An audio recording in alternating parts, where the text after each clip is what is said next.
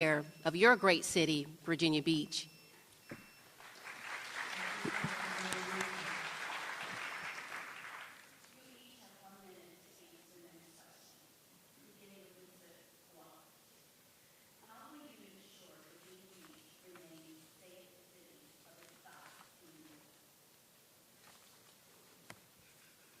First of all, we need to make sure our police department gets up to at least a bare minimum of 1,000 officers. For a city of our size nationally is about 1,200. We're at 800 now budgeted, and we're probably around 700 to 750 that we have. And this has been going on for almost 20 years now. I've been talking about this issue for over 20 years. We need to get 1,000 police officers, and that will guarantee, well, no guarantees, but it will make it a whole lot easier, make our police officers less tired, they'll be more effective, more productive. This is critical. Safety is a big issue for a lot of people coming here or staying here. We always want to make sure we're ahead of the curve. Thank you. One, we have to continue to nurture the good partnership between the prosecutor, the courts, the police department, and the sheriff. The police provide presence, the sheriff helps with presence, police provide apprehension, the Commonwealth Attorney provides conviction, and the judicial trialing, and the courts provide the convictions, and that's what's a deterrence factor. Secondly, all of us in this room play a role. Reporting crime, doing smart things, keeping our home safe that we can at the perimeters. Also, to grow our police force, we have to have a new law enforcement training academy. I learned long ago, you have to train like you're going to work. And we do not have an adequate facility that will allow us to grow the police force and sustain the readiness of the police forces we have. And that should have been long ago a priority. So we have been in the same city since we were created in '63. I think we will continue to do so if we mine our resources properly.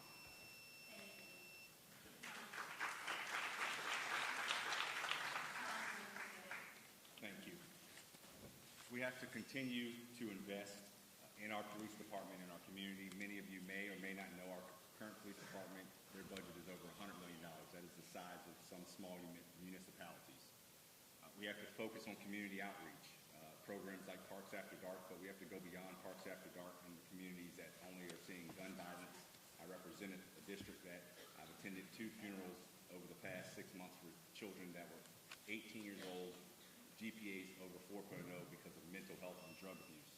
We have to look at how do we partner as a city government with organizations that are already doing the work in the area of mental health, already doing the area in terms of youth crisis and this epidemic with fentanyl, because here is our biggest threat.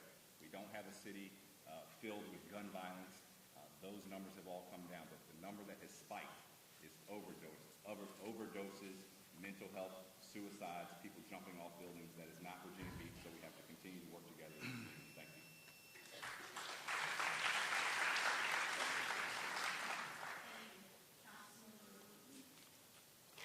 So this is a concerted effort amongst the community who are key stakeholders, of course, our public safety police officers, our community leaders, and many others who are out there. It's incumbent upon us to ensure that we're working together, that we're ensuring that community policing is implemented, that we're walking with our police officers in neighborhoods, and we're talking to residents and ensuring that they feel safe.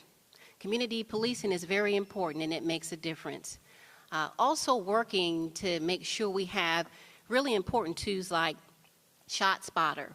I was able to work along in the budget process to ensure that the district where I serve, where there has been several incidents of gun violence, ShotSpotter was included and is included in District 7 to monitor when shots are fired and notify the police so that they can arrive quickly. And as a police chaplain, a former police chaplain, it has been my duty to be out in the community talking to residents to ensure safety. You're welcome. Okay, thank you. Years ago, when there was calls to defund the police, we funded them.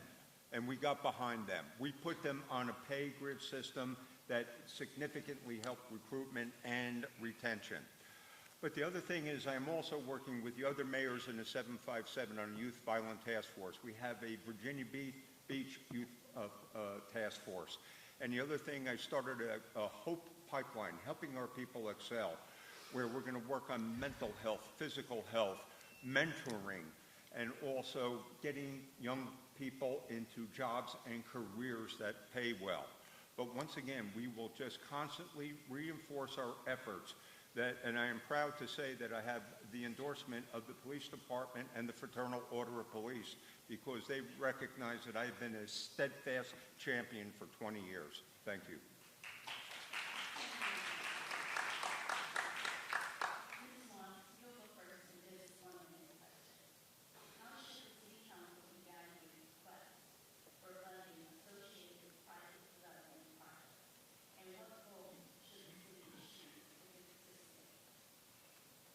It was very difficult to hear. Could you Yeah. repeat that a little Can you louder? repeat I it? couldn't pick up the middle part. I'm so sorry. How should City Council evaluate requests for funding associated with private development projects? And what goals should the city achieve if it participates?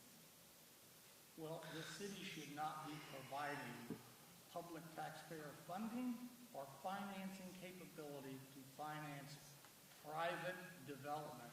So I wouldn't be assessing it because I don't accept it as a principle that it's government's responsibility to provide them financing for their garages, financing for their wave pool. If we're talking about a road that everybody uses, yes, but for private development on their private thing, for private profit, that is not the role of our local government for our taxpayers' money.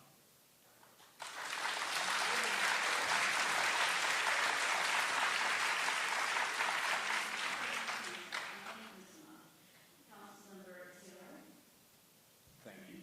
I agree with Councilman Moss that it's not the role. Unfortunately, the reality in Virginia Beach is it's taking place every month, every year, and so we have to look at the reality. And the reality is, one of the questions that is not asked when these proposals come to us is what is the return to the city? What is the return to the citizen? We do have a role in the city of Virginia Beach for economic development. If we didn't, your children wouldn't be able to come back and find jobs. We wouldn't have town center in those areas. What we have been doing, though, is allowing private developers to approach individual council members.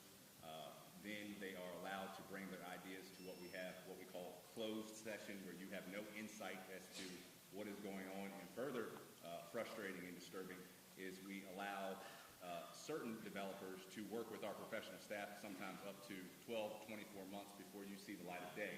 And so what I would do is these are going to continue to come forward, but I would make sure that there's a transparent process. If I am approached, you've seen it, whether it's the oceanfront, I bring those issues out, and then we can have a discussion as if the community is interested in that proposal. Thank you.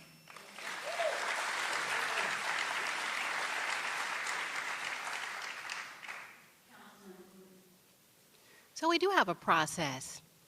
And so when there is a application that comes before us, certainly it has to go through the process.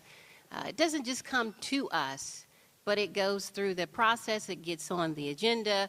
We discuss it as a body. But I think the most important thing when investing your tax dollars is to ensure that it aligns with the mission of our city, making sure that we are providing opportunities for education and economic opportunities and recreational opportunities. Does it align with the vision of the city? Will it enhance the lives of citizens? Is it a good investment? Is it something that we should not participate in? We have to certainly scrutinize these things. But most importantly, your input is important in being transparent and making sure you understand what's coming before us, giving your input, and then telling us how you want us to vote on that. That's going to be important as we look at each project and determine where your tax dollars go. Thank you. Oh, thank you very much. And basically, it's what I've been doing ever since I was first elected to council, bring people to the table. I'm proud of the fact that in the Centerville district, I never had an application fail because they always got the people involved from the beginning. And then even when we had discussions on the potential arena, and even with the Atlantic Park project, there were with the Atlantic Park project, there were 65 civic engagements. And the point is that we decide these things as a council. It is not my decision alone. And the thing is, we got to play chess, not checkers. Are these projects going to be really viable and produce revenue in the future that we need to sustain our quality of life in this city? But once again, it really comes down simple. Get the public involved. And we're, as our new 60-year project comes up, you know, when we can really focus on civic engagement to help us make those decisions. Thank you.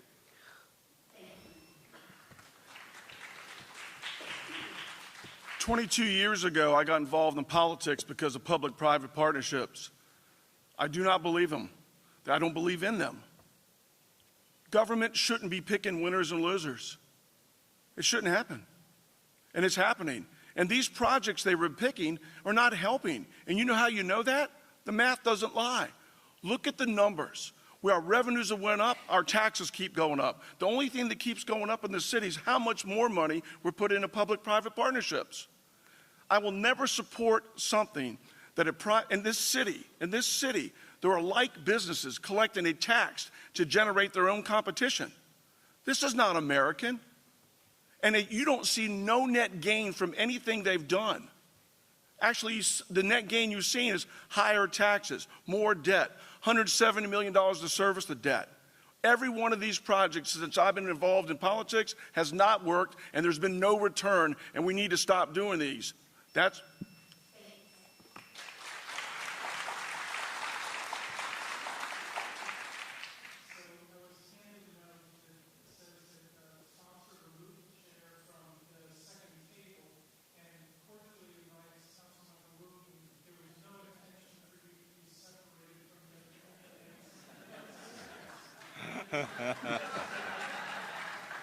I'm fine.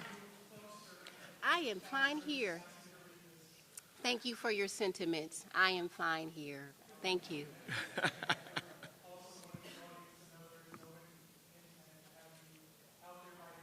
Yeah, the hot seat's over here. It's okay. We're good. I know, I can feel it.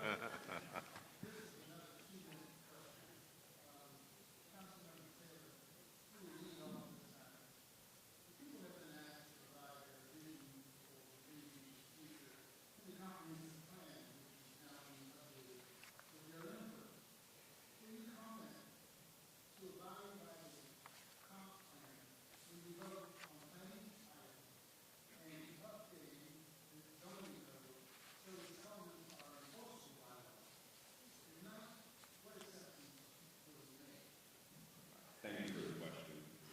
First, for the audience, I encourage you to go to my voting record. I have not voted against or for a project that did not align with the current comp plan. I commit to utilizing the comp plan as it is written. We have gone through extensive public engagement only to often ignore what you've provided. There have been too many instances and inconsistencies within these applications just here recently. There will be times, of course, where there are requests to deviate from the comp plan, and they're going to come up. But as a council, we can always come to you through public engagement and see if there is support. Most recently, the Thalia LLC was a 4-story building that was proposed to the Civic League as a 3-story building, only to find out it was 4 stories with 8 apartments on the budding Virginia Beach Boulevard, and it was described as pedestrian friendly. If any of you want to take a ride down Virginia Beach Boulevard and cross Thalia, Lynn Shores, and tell me if that's pedestrian friendly, let me know. I also commit to leveraging the expertise and experience of Councilmember Barbara Henley. She has been on council almost 40 years, working in and around land issues, and she's a valuable resource to our citizens, yet often her voice is ignored. Finally, council has historically wanted a recommendation from the planning department, which is our professional staff. However, the council is not required by law to accept staff recommendations. That's important for you to remember.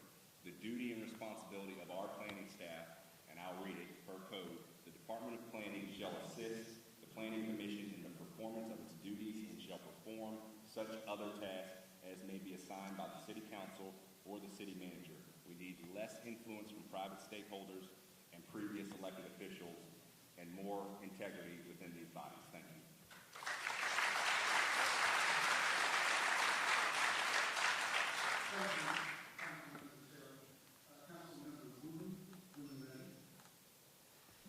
So yes, certainly, after all the hard work of the staff and the input of the citizens who took the time to come out to many of those community sessions, it is important to listen to what the community has provided as feedback and consider updating our zoning laws to reflect that.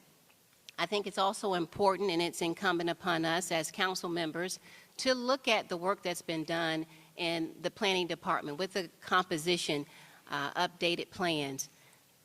There was a specific project that came before us not too long ago in District 10, and I remember the particular council member making a statement, looking at the composition plan, listening to the planning department, and refusing to allow another car wash to be placed in the district where there were already 9 in that area. So we know what to do. We've heard your feedback. We have the plan. As council members, it's important for us as a body to stick to that plan and follow it through, as was done with this particular project. That project did not go through, was actually withdrawn, but that's a good example of saying, look at what we have and follow that pathway. Stick to it. And so I certainly think it's important to ensure that we're following that direction and we're updating our zoning laws to reflect the same. But this is something you should also ask in electing your council members, not just mayor, but your other council members who are up. Make sure that they're also aligning themselves with this policy, because it takes 6 votes.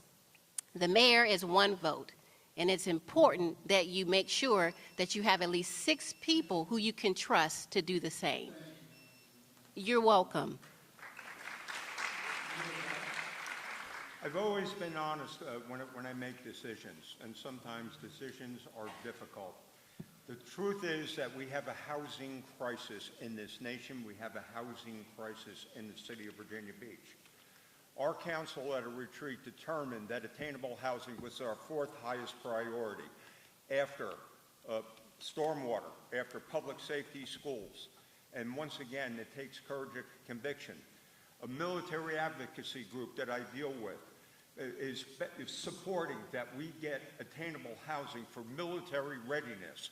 And therefore, we have to go forward with judiciation and do the right thing. And I honestly believe that when these regulations were initially passed, they were a little bit rushed and perhaps a little bit forethought. And maybe we learned that a couple modifications with keeping the intent of what was intended to do to make things better. Right now, every house structure that's built has a $93,000 regulatory cost assigned to it. And I'm just saying that, once again, we have to take this seriously and do the right thing.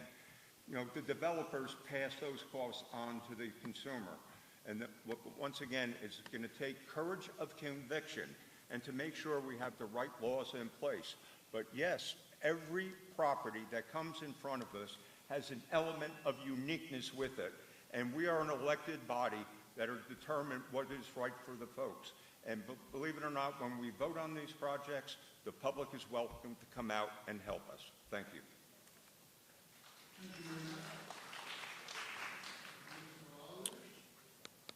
Yes, I will. Remember, I'm the only person up here that's not an incumbent or a past incumbent. So the advantages for these guys, they've been through these meetings, they know all these extra little things that you and I do not know. But I can assure you of one thing, I have a doctorate degree in common sense, and there's nothing here that's that difficult. Once I'm in there, anything that doesn't go right, and I see that's not right, I'm gonna wave the flag. And then I'm gonna come to you with total transparency to make sure you know what's going on. We can't continue on these roads. And I've asked this question in the past before at these meetings. I said, please raise your hand if you want your taxes increased. In all the meetings I've said that at, only 2 people have raised their hand. Does anybody in here want their taxes increased for affordable housing? I don't see one hand. That's 3 now total.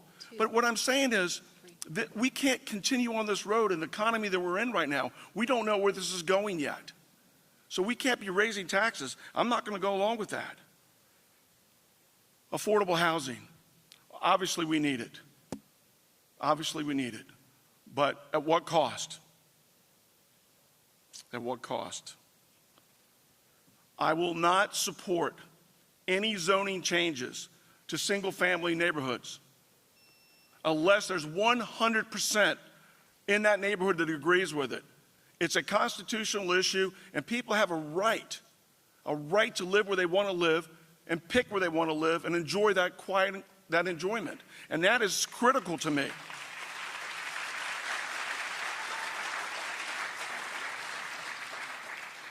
This is for the people. We work for you. I don't work for me, I work for you, and that's what I want to do.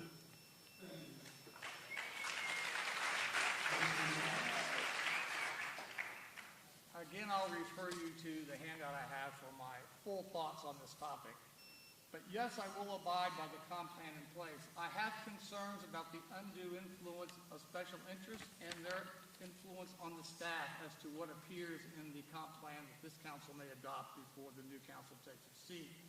But I do reserve to myself to not abide by the comp plan. If the new comp plan calls for development south of the Green Line, I will not vote for it.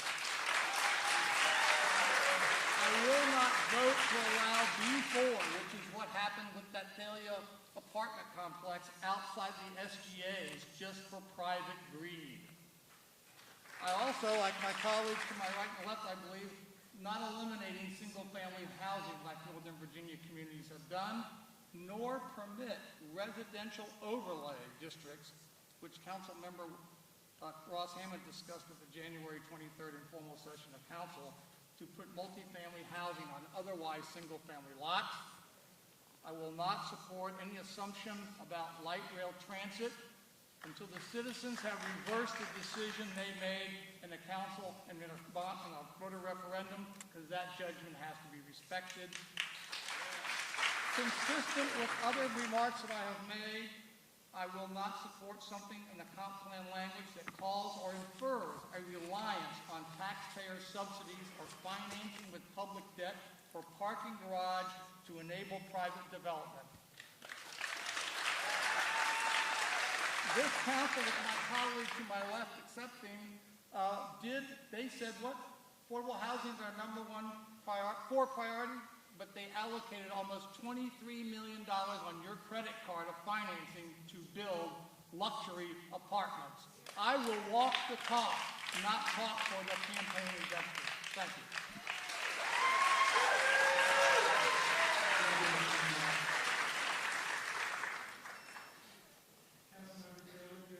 The Honorable John Law said accepting, with the exception of Councilmember Taylor. Correct. Oh, you're talking about me, John. Oh, you're talking about me. Thank you for that. No, I was just confirming who he was talking about. Thank you.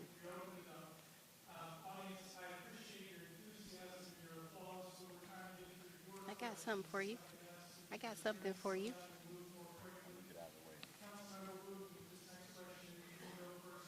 Sure.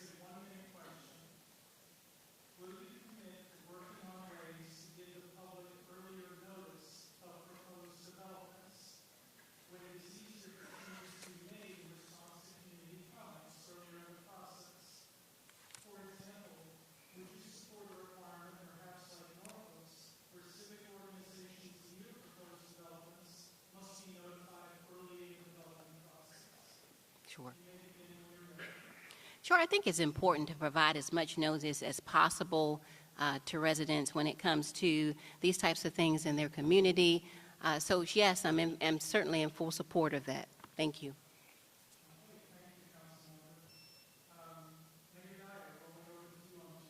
Yeah, thank you. As I indicated before, in 14 years of being the Centerville rep, my applications went through because of what I called the good neighbor policy. You know, we had two ambitious projects that came in, the Infinity and Cascades, 450 units right across the street from each other. But due to early engagement, good neighbor policy, where the people got together, they are now welcome members of the community. So it's always been my standard that let's use the good neighbor policy and get folks out early before the blueprints are dry to get their input in. And this way, they get community buy-in. And when the projects are built, they become good neighbors.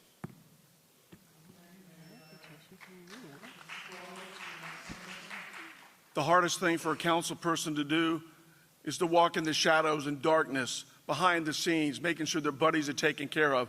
And we have a history in Virginia Beach of doing that. Absolutely not. That will not happen under my watch. You will know what's going on. I'll stop it from happening. Hey, have you heard about the hotel deal down at the oceanfront yet? The new one? Have you heard about the apartment complex at the oceanfront yet? How about the $100 million to $400 million to fix the aquarium? Have you heard about that yet? Guess who gets to pay for that? You guys do. There's got to stop. It has to stop.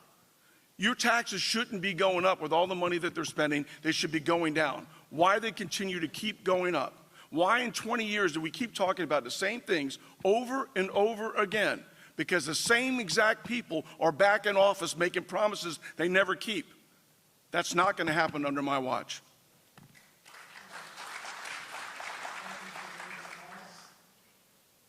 Yes, I would, but I would go one step further. I think every meeting that the city has, the staff has, with the developer on a project, should end up with a memorandum for the record, and that memorandum of the record should be posted on the city's webpage with that project. So everything is transparent of all meetings, even when the city meets with staff.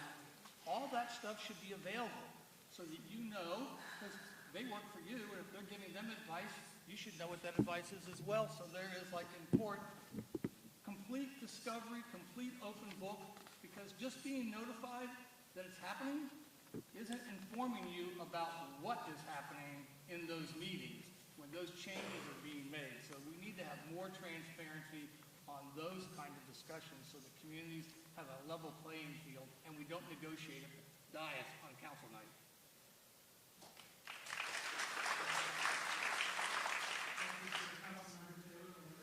Thank you, sir. I think it starts with an informed group of citizens, and the council members for each district are responsible for making sure the citizens have information on upcoming projects. RK brought up the hotel at the beach. If you archive, Google the issue, it's Councilmember Taylor that attended a subcommittee meeting and then brought that forth, and that was a shady deal, probably going to go bad. We have a responsibility as council members and or the mayor to be integral and to communicate issues that are coming before us prior to you having to drive past the orange sign that you're probably not paying attention to that's hidden. We have to bring these issues forth during city council meetings in our formal and informal comments, and we have to collaborate with organizations like the VBCCO, which we did for the WLLC, because that is where the power is in your voice. If you have information about it, you have the ability to come out and let us know as a body, and we can go in that direction. But I do support more notice and more transparency. Thank you.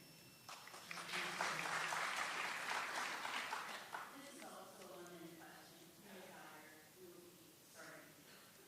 What should the city of Virginia Beach be regarding housing affordability? I'll tell you what, it's a high priority. As I mentioned, it is essential for a number of reasons. Economic development, but also the military is begging us for this. I was at the Pentagon with the military advocacy group last year.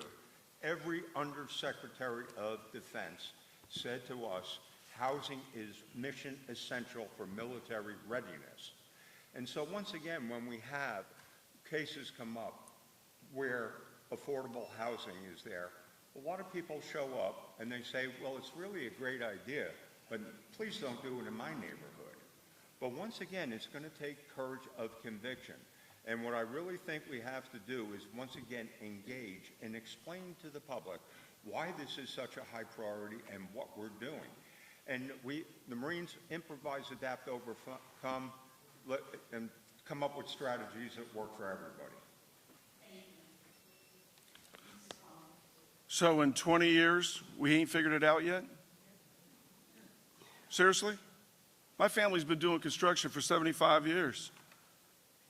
This is not hard. But how do you do it? It's a free enterprise system. It's capitalism at its finest. How do you tell somebody you got to sell your house for less than what it's worth? How do I come knocking on your doors? Need I pick up a check for $1,000? Because we got to build some apartments for somebody.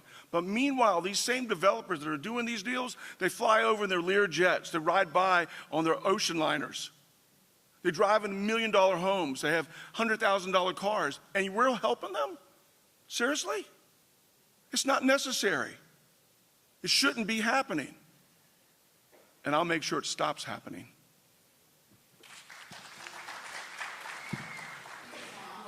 Housing is affordable to rent, affordable to be the first-time buyer, and affordable to remain in.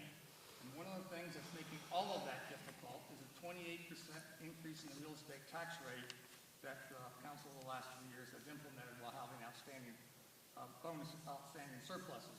I'm sure the secretary of none of those departments in Department of Defense said, City of Virginia, you need to violate the green line to build affordable housing. I'm pretty certain they did.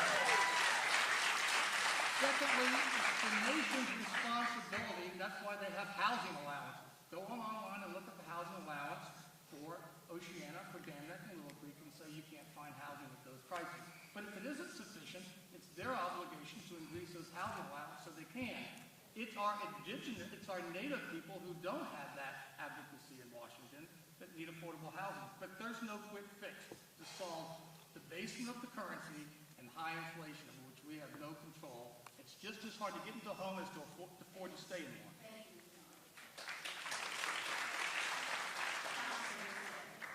Thank you. As liaison to the Housing Advisory Board, I think data is important. We do not have, I disagree with Mayor Dyer that we have a crisis. I think we have a lack of desire and we have not prioritized.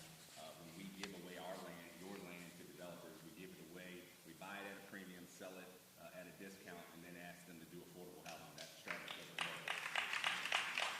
Starting in 2020, we had, I want to be clear, we had 64 homes built in this city under $250,000.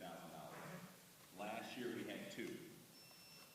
2020 we had 367 homes built between $250,000 and $500,000.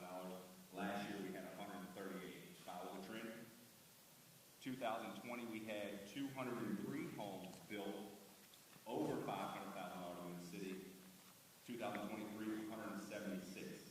New apartments added last year, 665. In 2020, 603. The issue is not affordable housing. It's there's not a desire for developers to build affordable, and the city doesn't hold them to the fire. Thank you.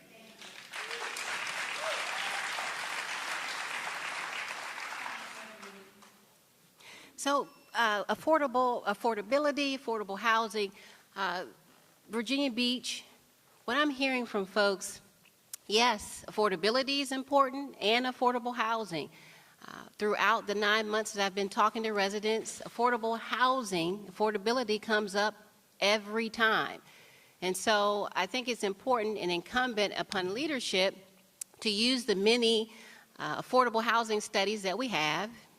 I was able to, when we did our last study for affordable housing, work with the council to ensure that we accepted the study and look at some viable ways to address affordable housing. And so, yes, definitely, we need to make sure that we're looking at our portfolio and expanding it. There are some opportunities out here in our city, and I talked to residents the other day, and they told me about existing housing that we have that's being sold as affordable housing, but it's not. So we need to preserve what we have already on the books as we expand. Thank you.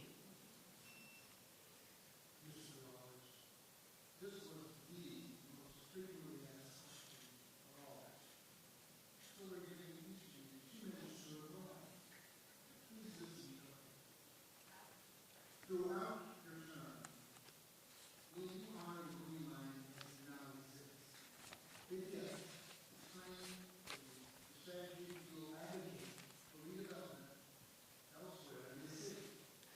know, you're just saying how you change the green line and what? Yes, I'll honor the green line for sure.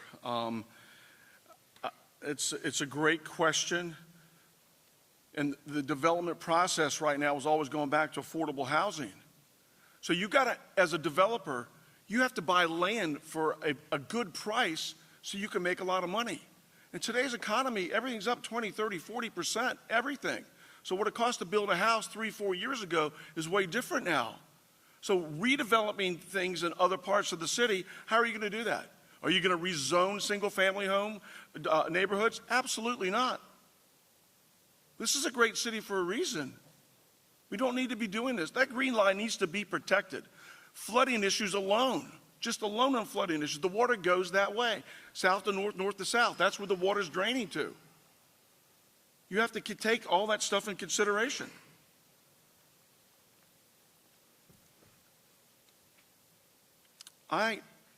What ends up happening, in almost every one of these cases, you've heard a lot of people talk about it up here tonight, you end up picking winners and losers. Who gets the inside track, the inside deal? Who knows what properties are to go up for sale? Who knows what's going to happen? And you know who that is. Isn't it amazing to you guys? It's the same developers doing these projects year after year, decade after decade. And if you look at campaign contributions, look where they're at. There's got to be some changes. And it starts changing the charter. You need to change the charter. The charter is the Constitution of Virginia Beach.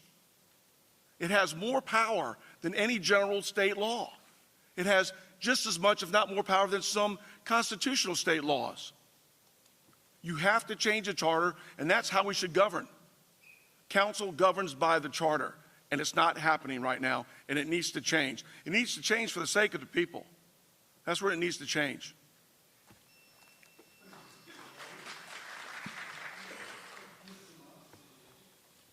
Green line, that kicks you back to 1986 when Barbara Henry, Nancy Parker, Myra Obendorf, and myself and a few others, then Mayor Jones, actually preserved the green line at Sandbridge Road and later at Indian River Road. So I've always been an advocate and a supporter of sustaining the green line.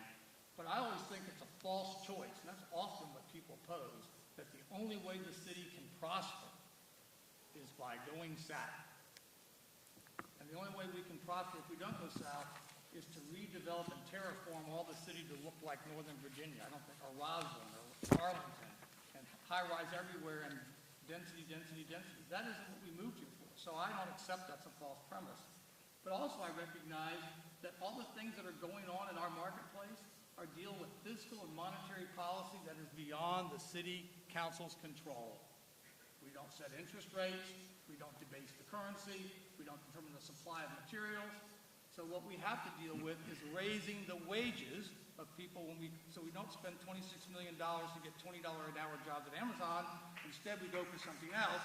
And secondly, we learn how to push the cost curve of government back to the left so that people get to keep more of what they earn.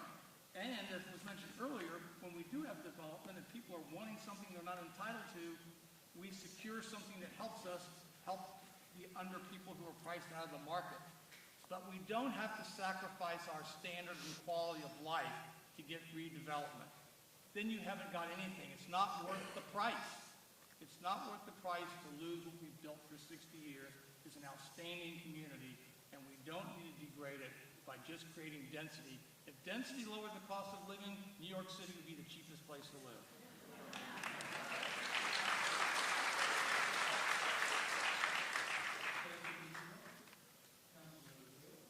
Thank you, sir.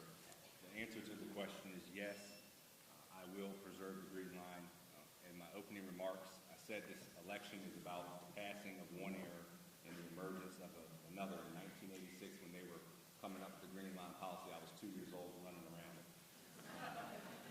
We need a robust strategy and a new discussion about the transition area. Oftentimes, we talk about the green line and then we forget the transition area. And what happens is we get a proposal in the transition area, and then what do you know? It leaks below the green line. We've had the same players, the same old policies, no new ideas. I mentioned specific cities that have more density, have more land mass, less land mass than us, and they are finding ways to solve the problem because they're actually trying to solve the problem. What we're trying to solve is how we're going to heat a wave pool across the street from the ocean.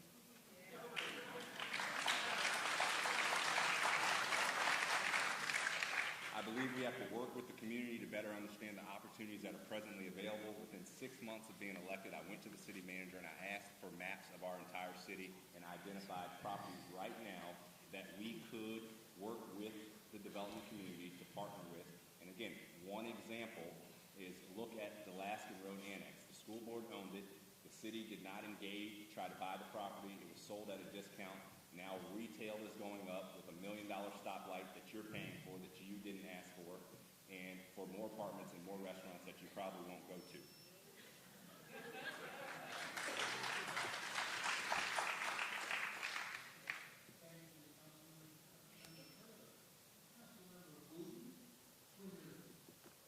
And so, because the citizens have spoke and have said they want to adhere to the Green Line, I support that and would do so. The Green Line was actually implemented in Virginia Beach in 1979. I was 5. But it was implemented to address the extension of urban facilities and agricultural areas in the south end of our city. And so after many community engagements, as I mentioned, many residents, especially during our 2040 update in that vision, stated that they wanted to adhere to the Green Line. And so I certainly would do so.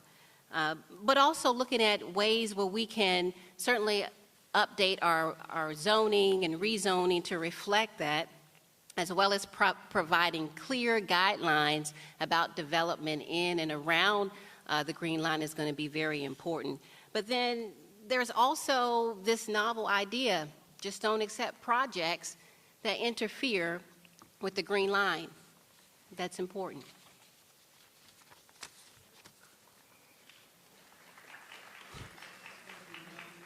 You don't have to clap. Okay, thank you. Just about 2 weeks ago, I had lunch with 23 farmers. And once again, we have to respect the agricultural community down there and keep that respected. And I think a lot of the fears that come with some of the incursions into the Green Line, sets a trend. But be assured that farming is a major, major revenue source to the city of Virginia Beach, but in value the community of the farmers, and that will never be threatened. There are certain projects that are compatible that can be within the transition zone. But once again, we listen and take advice and counsel from the Navy. Some of the development goes up there. We check with the Navy to make sure that things are okay. But once again, when we do some development where there is already development, I would never want to confiscate, any agricultural land. But just to be succinct and just to be honest, I respect the Green Line, but once again, as projects come up, let's weigh them, let's get the public input, and make sure people understand and try to get to a good solution that benefits everyone. Thank you.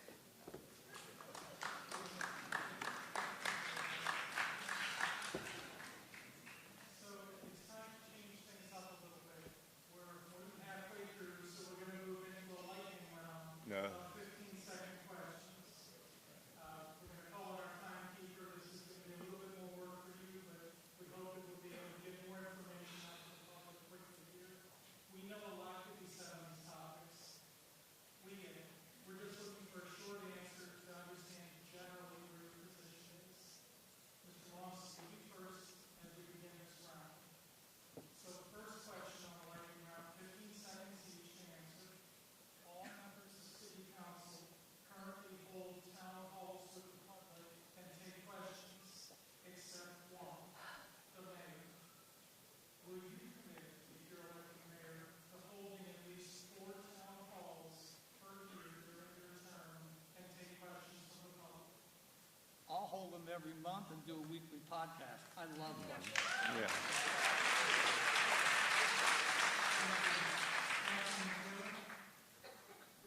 John is retired, so there won't be any weekly ones. But I will commit to 4, and City Hall will be open every day, and I'll be in my office. Thank you. Councilmember Wu There's no limit to the community meetings that I would hold. There's an issue and there's a concern. Happy to avail myself to have those meetings frequently as needed. So more than 4. Oh, thank you. Being sure I engage in meetings every day. If you take a look at my schedule, I am out and about. And be assured, I welcome people into my office every day. Thank you. Absolutely. I'm not even elected, and I had 3 town halls in the last 2 months. That was a good one. That was a good one. You talk about transparency, a lot of people in the room know I'm out everywhere. I'm all over the city, from restaurant to restaurant, talking to people. That's how I know what I know.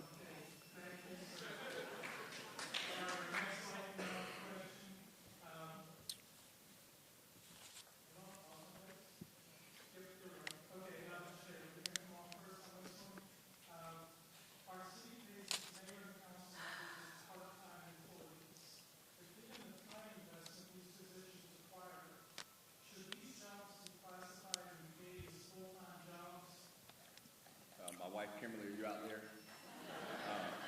Yes. If our citizens for the largest city in our state wants full-time commitment, I believe that there is room, and the General Assembly did pass for us to give ourselves nominal raises, but you can't do this job part-time. Thank you. I'm sorry, could you repeat the question again?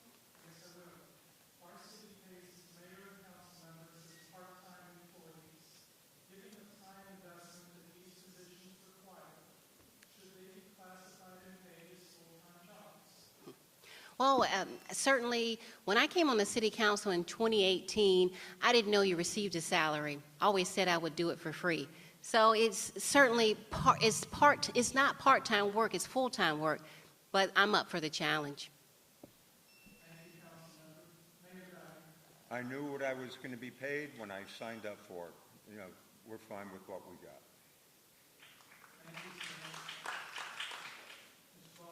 I'm absolutely with that because we have a city manager who runs the city and he has several assistants. And by the way, city council only has to worry about 20 pages. That's their job. The city charter, 20 pages. We're good where we're at. We need to save the money and take care of the citizens first. Any change that is made to how the council is compensated or a change about it should be approved by the voters at the poll. The employee should not change the employer's conditions.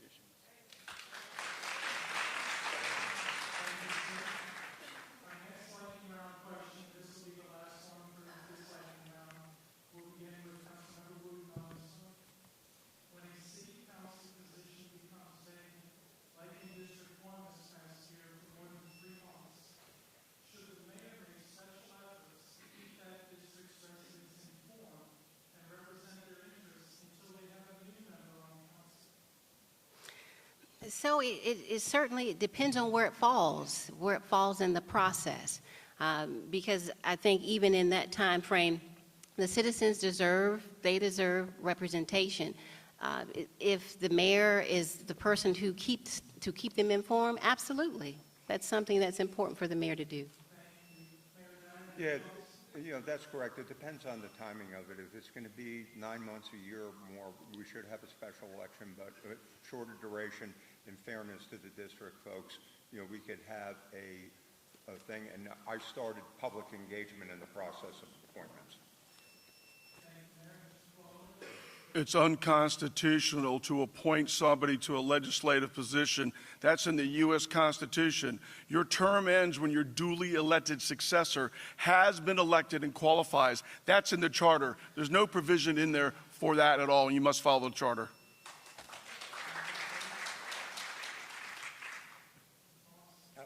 I'd like to see the General Assembly pass the same thing we do for the U.S. House of Representatives or the House of Delegates. If the position becomes vacant, there's an election within 30 days, and the job is filled by the people. In the interim, yes, the mayor could, and I would like to think other council members would want to pitch in as well. It's a collaborative effort. Thank you. Yes, the mayor and/or the city manager, whom we pay $330,000 a year. We have a council manager form of government. We are the legislative body, the CEO,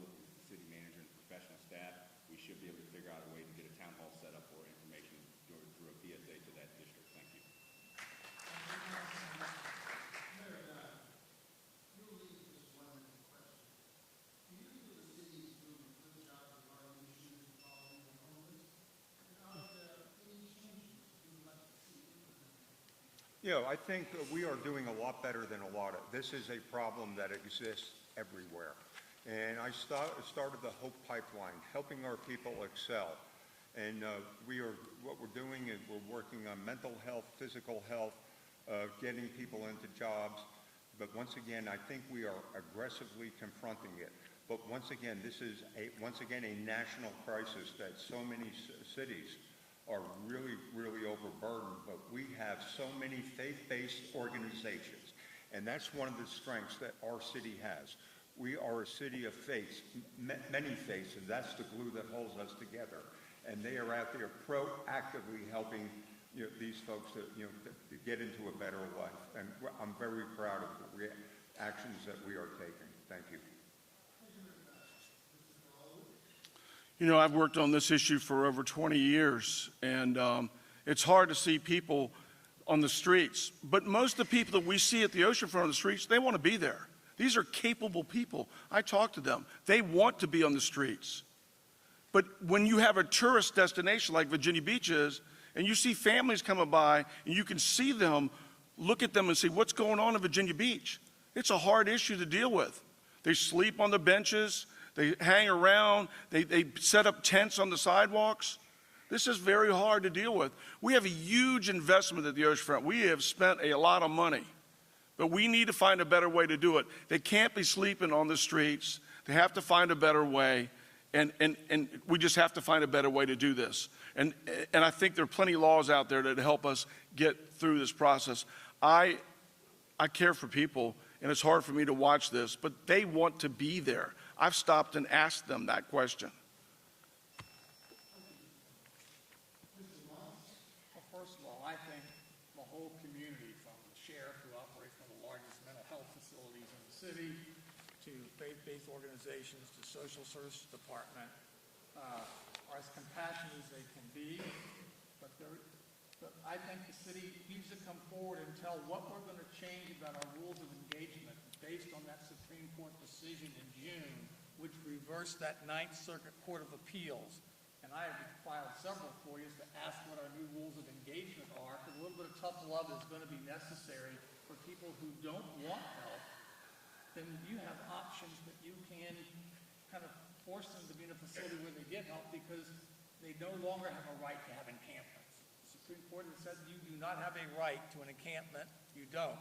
And the city can take action. So I'm wondering why we are been since how many, almost 3 months since that decision, and I've yet to see anything coming out about how we're going to be engaging the community differently. Thank you. We had a growing city. We're not growing much anymore, and we had growing challenges, yet we didn't get ahead of these challenges. And so now we have one resource center at Wichita, which is completely filled. We have individuals that are on our streets that are not drug dealers, they're not drunks. They just cannot afford to pay rent for $2,000 a month for a one-bedroom. So if one incident takes place, or one accident, or one situation, they're now sleeping in their car in the Central Library parking lot. We have to really assess what our problem is, where the problem lies, because it's not just at the oceanfront. If you've driven anywhere else around town, look at the increase in trash. Then we have to work with our police, with the public works, with human services, and we need to work with you to make sure you support us putting more resources to solve this problem that's not just for poor people, it's not just for drunks or drug addicts. We don't have enough good-paying jobs in this city because we don't have any Fortune 1, 2, 3, 4, or 500 companies. Thank you.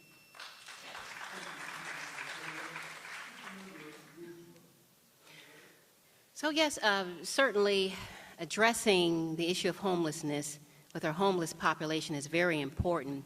It's always been very important for me because I was homeless at one time. I found myself right here in the city of Virginia Beach. And the truth is, most folks, a lot of people, are just one paycheck away from being homeless. I've talked to many folks as I visited homeless encampments, and they've lost their job, and they don't have a paycheck, and they end out on the street in the woods. And so it has been incumbent upon me to lead on this effort ever since I've been on council, and that's what I've been doing, from addressing panhandling when some folks didn't want to look into it, to looking at the resources we have to remove barriers and bring access to the services that are needed for folks who certainly could have lost a loved one. Maybe they're having a mental health crisis. We don't know. But folks end up in that situation, and they need access to resources.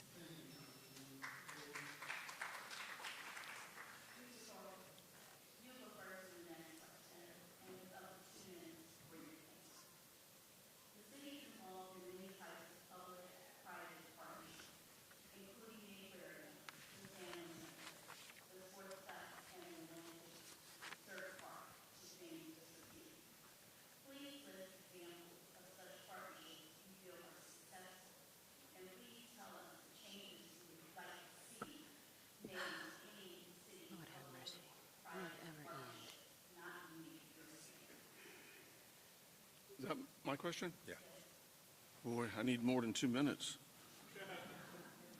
You know, I can't tell you one public-private partnership that I know of that's been successful, but there's one I like a lot. It's the aquarium. And right now the city wants to sell that off to a private developer. No way. That aquarium does a lot of good for our tourist industry, and it does a lot of good for our schools and education, so that people can understand what's going on. Yeah, we should fund that, and it should cost us some money to do it. But I got to ask you this question. How did we get $100 million to $400 million in arrears on maintenance of the building? Who's overseeing that? How does that happen? That's an impossibility. But it happened. And my understanding, they can't even get the good numbers out of there, what's happening. I'm going to tell you, that cannot happen. I'll give you some other things, too. The Sportsplex. And John will remember this. 137 pages called the Victus study. I read it, and hardly no council person read it. John remembers that. John was one of the first people to read it after I read it. It says, you know what it said in that? We spent a lot of money for that. They said, you're going to lose your butt. And what did we just write a check for this year? $6 million? We didn't need to do that. We could have retooled a convention center that's getting crushed. We could have spent $20 million on that and done the same exact thing and took the $60 million and went and fixed stormwater and other things that's going on. How about Atlantic Park that starts at $53 million, where it started at $59 million. Now we're at $153 million plus. Where does it end? How about Save Rudy Loop that coming on that one? Save Rudy Loop, where we voted to keep it a park. Oh, we'll spend $20 million on the park. Really? Now we're going to spend $60 million on a park? Where does it end? That's why you need new leadership. There's only one person sitting up here that hasn't voted on this stuff, that's screamed about it, and has tried to do something about it. Save Rudy Loop came through me. Dawson Sterling did it. Just like No Light Rail came through me and John Atkinson. I've been out leading this charge out of being elected. I'm not getting paid for this, but I love this city.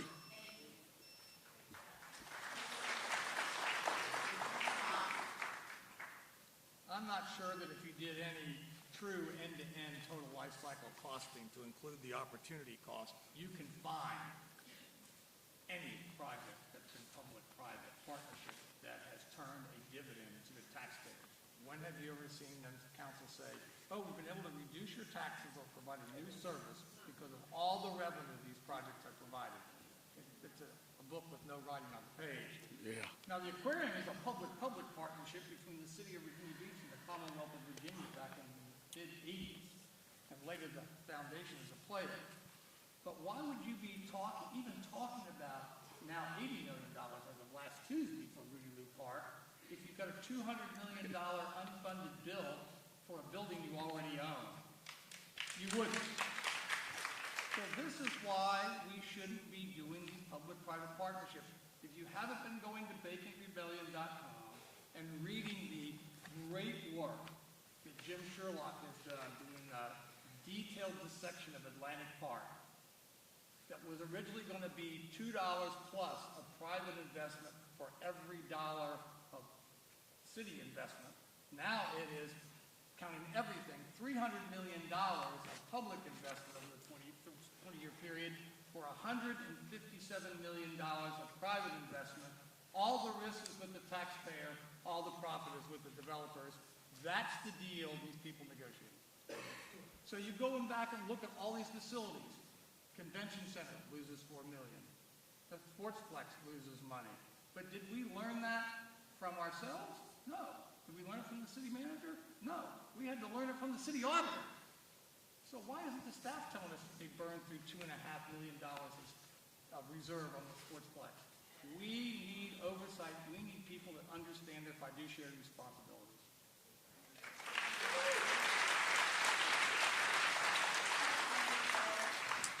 Thank you. I'm going to try to answer the question. There are some that I do deem as successful, just not in the lens of a business owner, but government, because depending on who you ask, success looks different. The Sandler Center, it is losing money every year. However, it does provide cultural value to our city. I've been a critic of the amount of money that we're spending to keep that center open, but it does add value to our city. The amphitheater is another project that helps our brand, our identity, and drives tourism. And if you don't want concerts at the beach every weekend, we have an amphitheater that does a pretty good job. Concerned about the traffic over there, but nonetheless, it is a good project. This is one of my least favorites, but I have to be honest with you. The Cavalier Hotel, didn't get to vote on it, but I can't imagine that hill being empty. I can't imagine the history that is there, even though it's not historical in a positive way for all of our citizens, but nonetheless, that is a project that I think in the long run will look good for our city. We need an audit on every PPP on the books so we can readjust our expectations. Former Councilman Moss hit the nail on the head. There has been no strategy based on performance or value to the taxpayers, but who you know and how you get in the door. For instance, the Sports Center, our consultants told us this is not the way other municipalities are doing it. This is not going to work. And what did the council do? They went in the same direction, and as a result, we did have to bail out the Sports Center because they were competing with our convention center in terms of sales. If anybody's in sales here, you don't want to compete against your own teammate. Nonetheless, we should find out our current state of each of our facilities versus the future desired goals of our community. What do you want? And are taxpayers okay with assets that return little to zero return on investment, but add cultural relevance to our city? Thank you.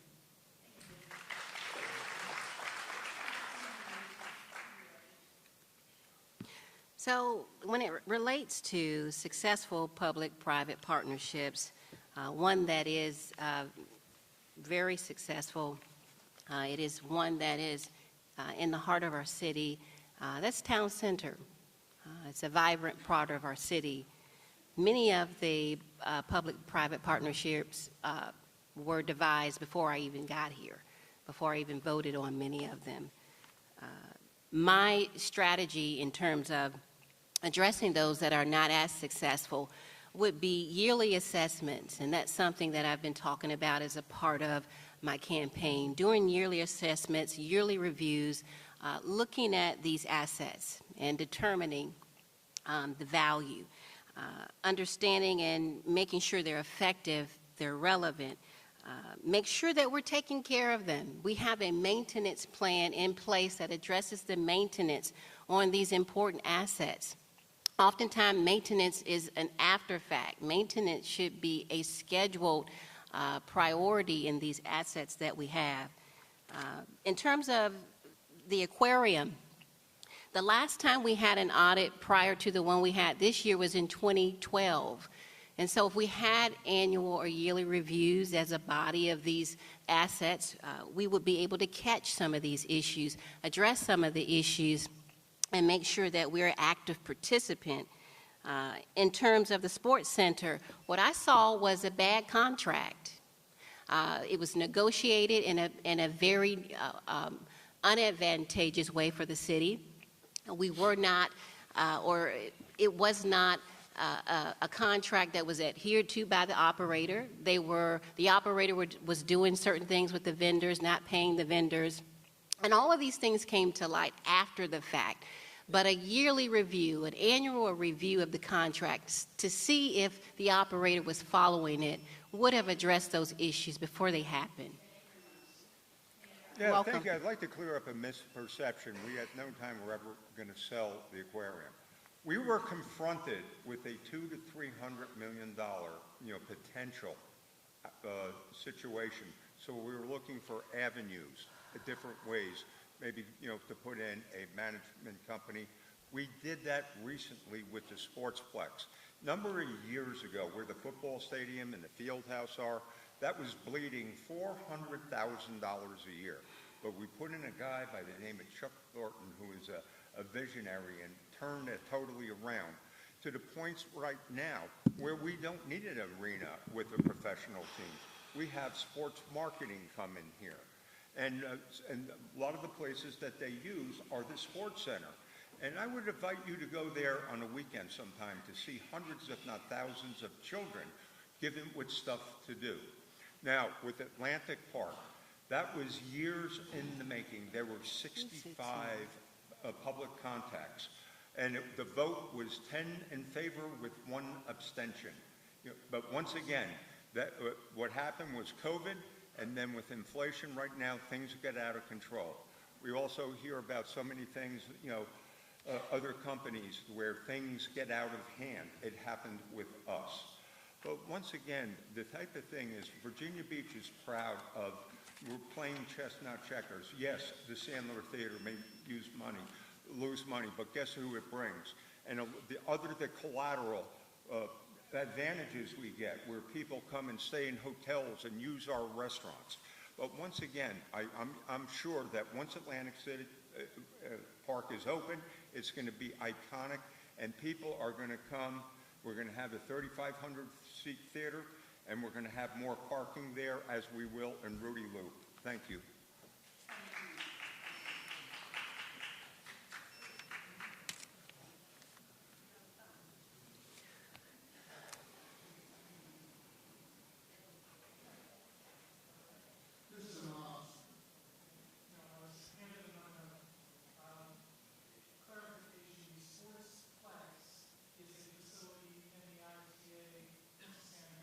Yes.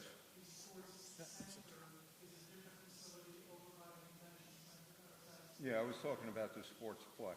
Yeah. Okay. Okay.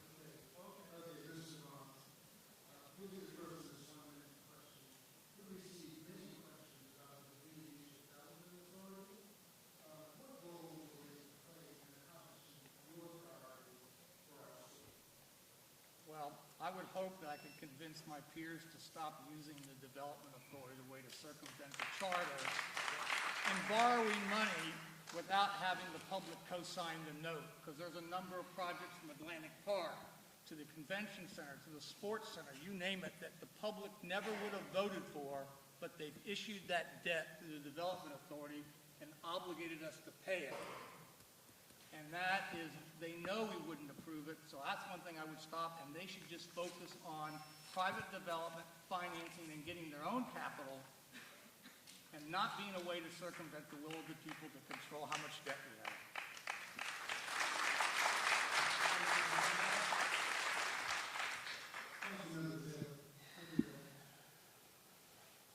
In my time on council, I've not had the Development Authority come before us. I can't name one time. It's kind of like a shadow organization. I'm sure they do good, but this is what you all should be focused on. When we have a piece of property that you own and we want to transfer it over to the Development Authority, that's when you should start paying attention. Because once that transfer takes place, that's when the ball starts rolling. So the easy solution is stop transferring your property like this Circuit City property that's coming up. Don't transfer it over to the Development Authority, then we don't have to worry about any corruption. We don't have to worry about any undue influence. You all can control the properties that your taxes are paying for us to maintenance. Thank you.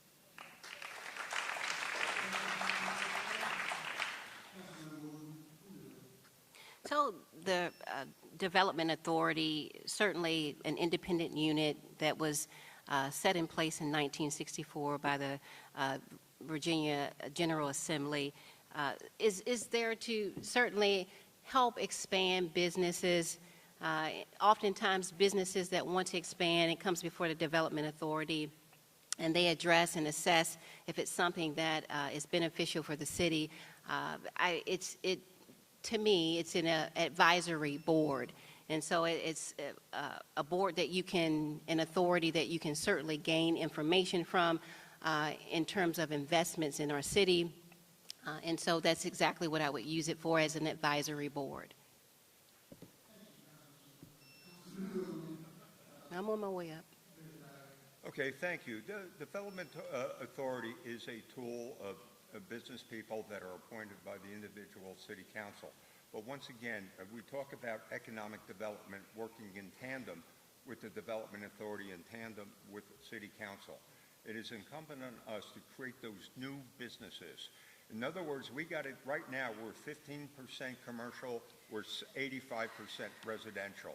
We have to bring in the new businesses, and then hopefully with the cables, with broadband coming, and things of that nature, we're going to have to create those new revenue streams somehow to confront our future and make sure people get the quality of life that they now have and deserve.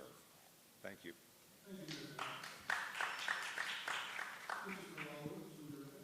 I wish I'd have brought my file with me.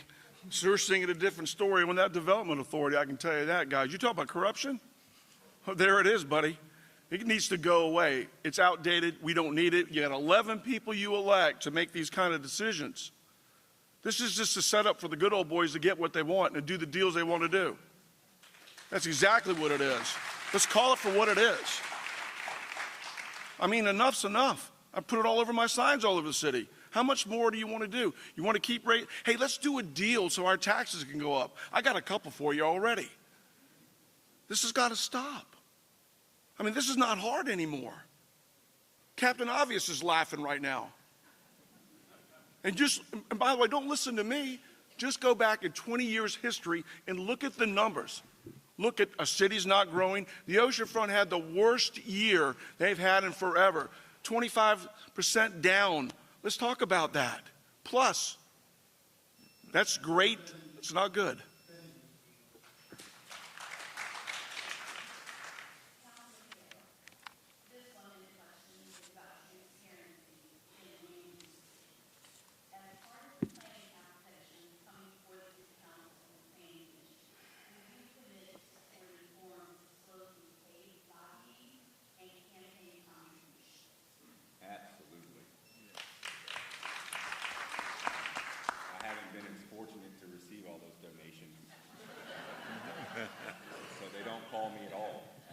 You got some. I'm often the one that's left out. You got some. Councilwoman Wooten saying I got a few. But, You did. Nonetheless, it's not that difficult. We don't do this in our private lives. I hope we try not to do it in our public lives. I don't know how some of my colleagues can receive thousands of dollars, thousands, some tens of thousands, and then sit at the dais, make a decision, and say there's just no influence. Because when I was getting the calls, until I told them to stop calling me, just email us at City Council. There's influence, and there's always going to be influence in politics, but you elect us, and we walk around town, and we're described or called the honorable. It's about time we all act honorable. Thank you.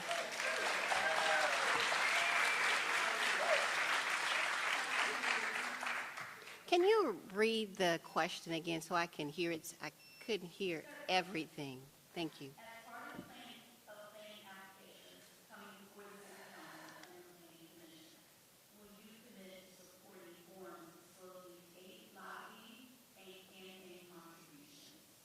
I think I've answered this before, and yes, that's something that's important. You know, in terms of being able to make a decision based off of what type of contribution that you received, I think it's incumbent of us to be responsible. If we find or see that we're being unduly influenced, then we certainly can abstain from voting, and many council members do that and have done that from time to time with the letter on file. And so we were elected to make these tough decisions in the face of accepting contributions. It takes contributions to run campaigns. Is every contribution acceptable? Of course not. You make that decision. But when you sit at that dais and you're making a decision and you feel like you're being unduly influenced, then as a person and being responsible, you should certainly abstain from that. Then you can do it. I absolutely would have no problem with that whatsoever. You know, once again, VPAP, you can look up, right, and find out how much we make. And we get contributions from a lot of people. My last re-election in 2004, they raised $930,000 against me. But if you look at the thing, there are many people that give contributions to politicians. If you take a look at what's going on national, you'll see millions of dollars. But once again, I have no problem being transparent, put it out there, and justify each project as it comes up. No problem whatsoever.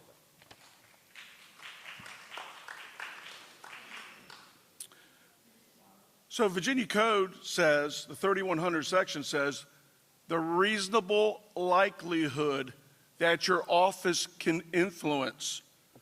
Those conflict of interest issues are not in the charter, and that's what I'm going to do to make sure you know who's given to who, whose daughter or son or partner or business you're involved with, what's going on, because you don't know that. That's what I said to you earlier. What happens, it's in the shadows. That's the hardest thing to do as a councilman. It's not to do your work. It's to work behind the scenes to take care of their buddies time and time again. This is what's frustrating for a lot of us. We have to sit quiet because we're scared. But I can tell you somebody's not scared is myself. When I saw it wrong, I did something about it. And everybody in this room should know that. We'll talk about that at close in a little bit as well. It's time that it ends, and I promise you won't be disappointed.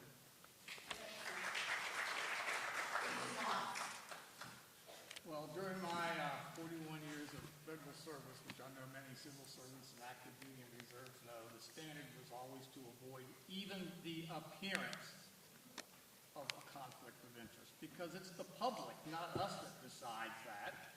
That's not our job to judge what we think we shouldn't do, but it's yours. And what I've heard is people want to have a limit, and then there'd be a shall ordinance, which we can't adopt. It says if you receive what's $500 or $1,000, then you are prohibited from voting. You can't take $25,000 and vote on Silo at Southern Pines. You can't do it. And so I don't care how much justification you have, you're undermining public trust in government by your action, and you don't get to unilaterally decide when the public tells you that you've undermined the public trust in that office.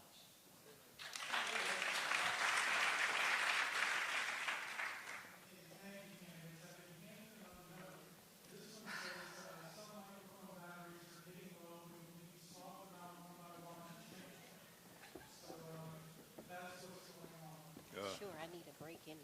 So.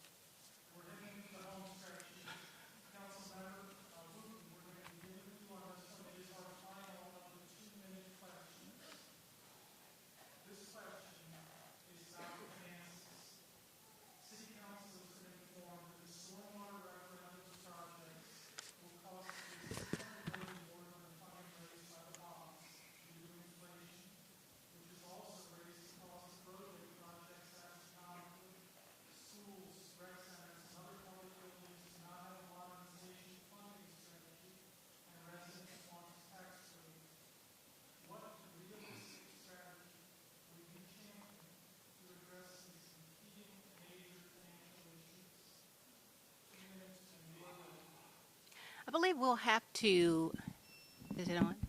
It's not.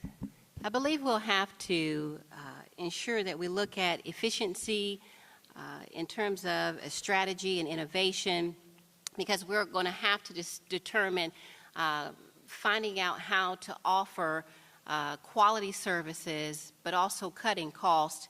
And so we're going to have to look at ways to do that. Perhaps it's acquiring new technology, looking at our processes and optimizing those processes with the intent to reduce costs but still enhance quality. We're also going to have to prioritize some of our projects. We're looking at priorities that we certainly need to do like maintenance of our assets and facilities versus wants. And so we'll have to prioritize on them and make sure we're focusing on the priorities and scaling back some of those wants.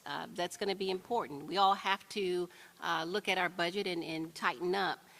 Also, alternative funding. That's going to be important. When I was on City Council, in the very beginning I got on council, I was able to offer a resolution for Virginia Beach to become a part of the American Flood Coalition, which is important because they provide federal solutions and grant funding to address flooding and sea level rise. And so I've been following up on a lot of the grant opportunities. The BRIC program has offered over $400 million in grant funding. Some of that funding has been used by the City of Virginia Beach in flood mitigation projects in addressing sea level rise research, but also funding went to enhancing our emergency management systems that helps us prepare for disaster planning. And so capitalizing on those grants, like the BRIC program, will be important, looking at other alternatives. Yeah, thank you. Back in 2016, Hurricane Matthew was a game changer for this council. We totally changed our priorities to the number one priority that we have. And since I became mayor, we've had additional hires of 33 personnel, and we dedicate 6.6 cents, that is in our current mill rate, towards stormwater. And then also, when I took office, stormwater was 9% of the CIPs, now it's 38%. And the thing is, we have to be very proactive about how we deal with this. We're going to have to find balance to what's going on. You know, we're going to be, when it comes to even the property taxes, believe it or not, a lot of people that are moving here from Northern Virginia, New Jersey, and New York are seeing their taxes drop. But once again, the secret is to find the balance, to keep maintain our priorities, but assure that you have the quality of life that you can need to observe. You know, once again, the challenges are going to be massive, and once again, it's going to be, you know, I'm just one of 11, but once again, we have to build a coalition among the council members, working in harmony with our staff and working in harmony with our public to come up with those solutions that we're going to need to effectively confront the future. Thank you.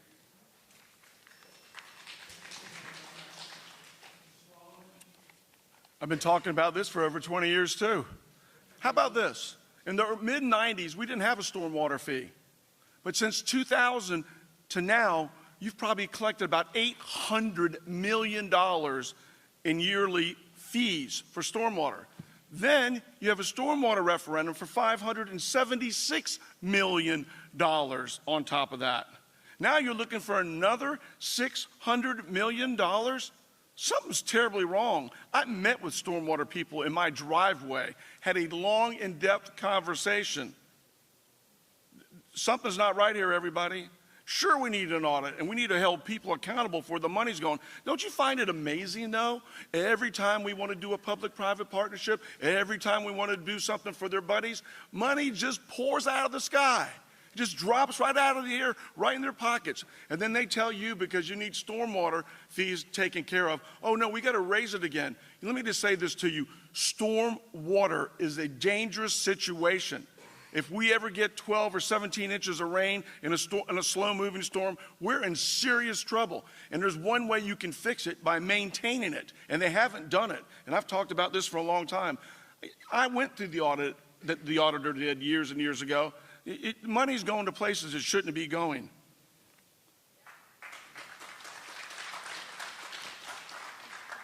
Every department should be required to reduce their budget 10 to 15% under these hard times so we get caught up. $170 million a year just to service the debt. And what's that doing for us? Nothing. Oh, you know what it's doing for us? It's raising our taxes. Another special interest guy could buy a new boat or a new jet. That's what it's doing while we suffer. People are suffering right now. We need to lead by the right example. We're going to take care of the people first and the developers last, in my opinion.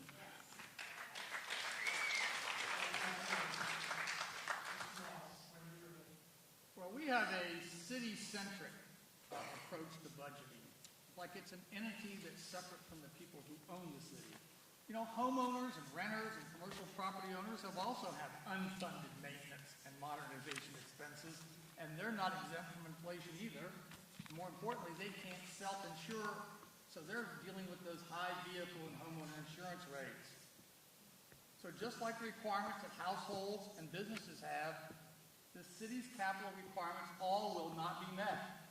We need to eliminate vertically cut out the Rudy Loop $60 million park that the residents didn't even want.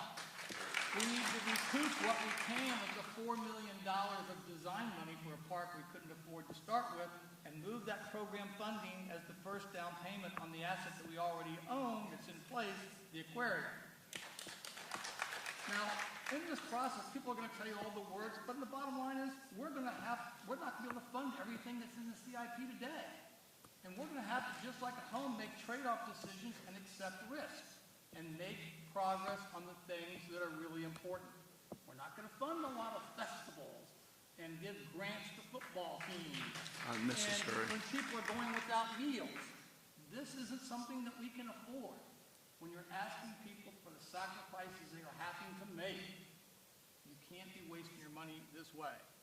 But the number one priority of my strategy would be to deliver tax relief in next year's budget and adopt a revenue-neutral real estate tax rate, no matter what that pays. That we reset the operating budget baseline for next year and cap the growth rate in the next 5 years at no more than 3%, and we build a 6-year profile for the operating budget, just like we do for the CIP, and we constrain the appetite of government by council leadership. And then we need to go back and look at the CIP and make it work. Thank you.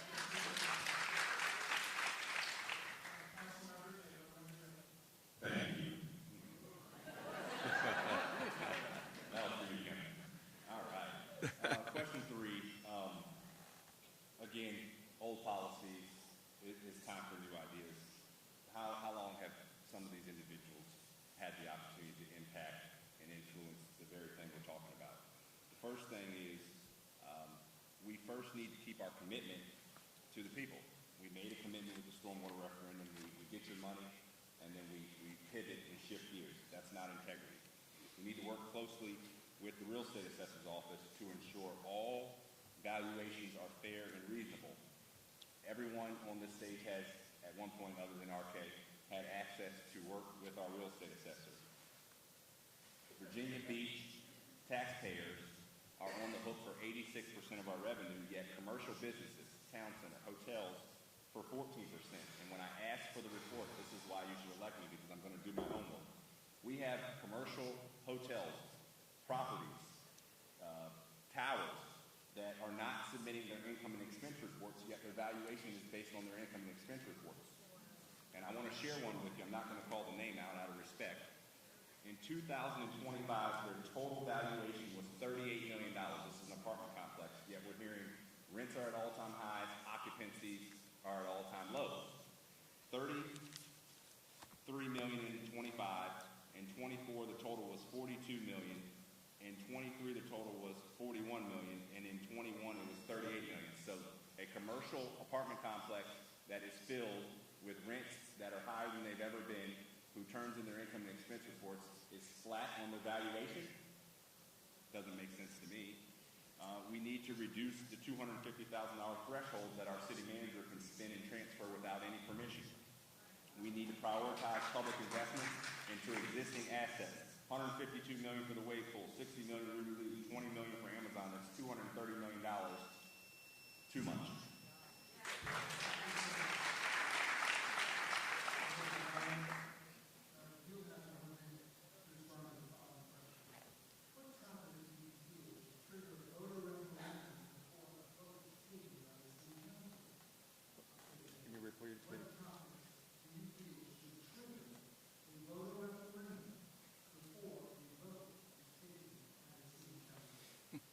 Well, I'll tell you what, referendums, have to be used judiciously. We did it with stormwater. We did it with light rail.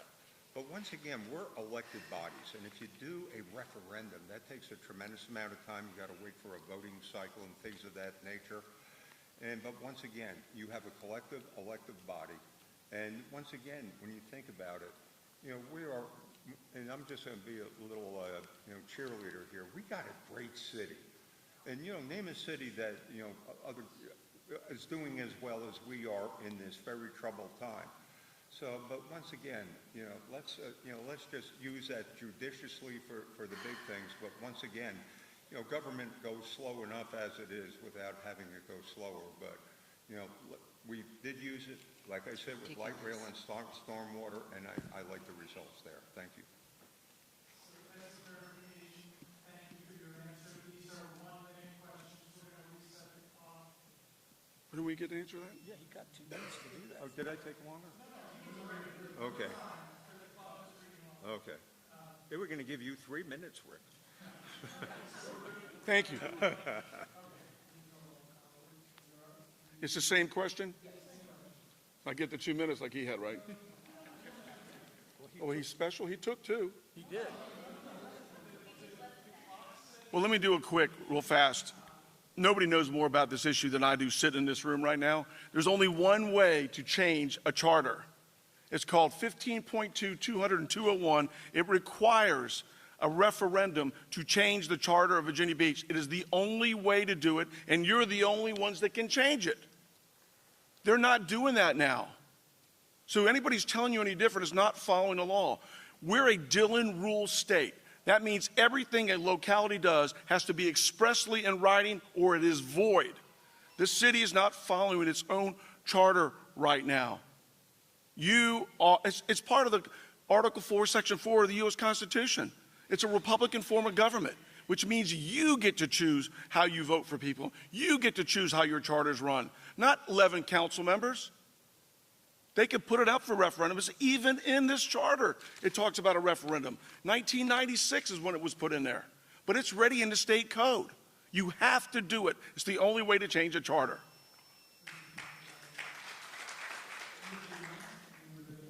First of all the citizens that signed that light rail petition deserve the credit, not the city council. They didn't want you to have a voice because they wanted to make it happen and say, well, most people support it, so let's just get straight who deserves credit for that. But we need to do a referendum every time we borrow more than $10 million of new debt every year of general obligation debt, and the amount that we retired in the prior year. That's in the city charter, guaranteed that the city council couldn't borrow large sums of money without you voting each and every time. And that's why we have to stop circumventing the charter, which I believe is unethical, though not illegal, and using the development authority to issue the debt so you don't get a right to co-sign the note actively at the ballot box like the charter requires. And that's when we should have a referendum.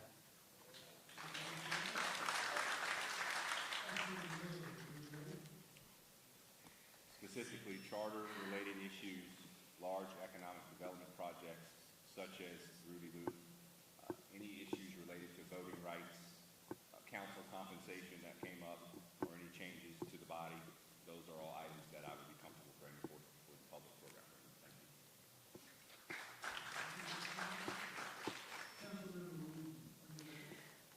you. One referendum that I can think of, certainly one that involves your tax dollars regarding unfunded parks, maintenance on buildings, modernization plans, also ensuring that your tax dollars would address parks that certainly need to be expanded. And so that's one particular bond referendum I certainly would support, giving you an opportunity to say, because in terms of amenities, your tax dollars certainly do go to quite a bit of these. And so I think it's important for you to have a say-so in making sure that you have the recreational amenities and resources that you need.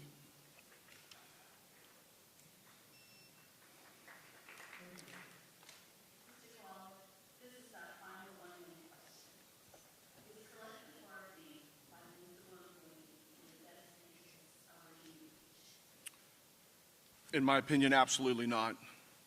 I think the city can do a better job making sure their employees are happy. We don't need to go to collective bargaining. We don't need to do it. I think it's a big mistake, and I will not support it.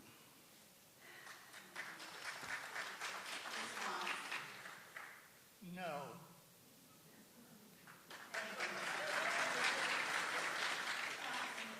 Can you repeat your question, please?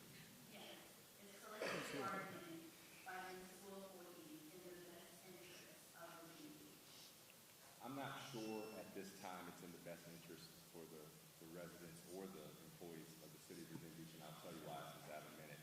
I was fortunate to work at a small company, DuPont Corporation, and we worked with municipalities and organizations around safety culture. One of the key components that you're not hearing about when we talk about collective bargaining is the safety of our employees. How many times have you driven past a waste management or public utilities truck that's working in your community and there aren't cones surrounding the truck? There's not safety measures in place. We can afford, again, $230 million on fund toys, fund projects. We need to pay our employees a wage that's competitive so they're not leaving our city and going to Wawa. We need to make sure that their families are taken care of, that they're safe.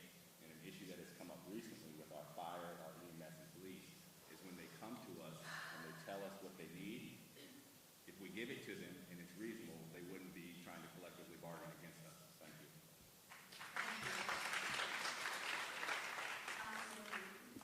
So from hosting a town hall on collective bargaining, here's what I learned. Collective bargaining has a human face. It's the folks who serve us day in and day out, whether it's public safety or city employees that work in dangerous conditions to address issues with our water lines and so on. They pick up our trash. They're firefighters. They put out fires. That's the human face. I also learned that people in the city want to know how much it will cost them. What is the investment? Well, from the information that we have is $725,000. That's about $1.59 per citizen. And so that's what it's going to take at the initial stages to implement a system like that, that gives the folks who serve this community the human face that I just talked about, a seat at the table. Why do they need that seat at the table? Well, they don't trust city leadership because of the pay compression issues that they've had in the past and other issues where they need pay and benefits. And so they want a voice and a seat at the table. That's the cost. That's the investment. You're welcome. And I will say absolutely not. And let's say what it is. We're talking about unions, and unions drive up the prices of goods and services. And I concur with former Governor Doug Wilder, where back in the 80s, he said public unions would not be beneficial to the Commonwealth. And also to my dear friend in Norfolk, Kenny Alexander, who voted it down and told me it would be an unmitigated disaster financially for us. And I'm very proud of the fact that Americans for Prosperity have made me the first local person that they endorsed, because we are going to educate the public on what the realities of bringing public unions are. Thank you. Thank you to all of our candidates for graciously answering all of these questions. We're now going to move into the closing statement phase of the program.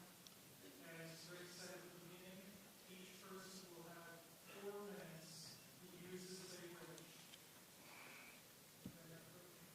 Remember to do all of that at the beginning of this. That's not a word in the room. So, Councilman Civic, your 4 minutes first. All right, thank you.